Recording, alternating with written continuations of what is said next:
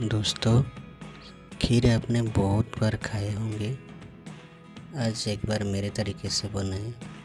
मैंने पूरा कोशिश किया आपको एक अच्छा प्रस्तुति देने के लिए। नमस्कार दोस्तों, श्री नीलाचल किचन में आपको बहुत बहुत स्वागत है। चलिए बनाते हैं।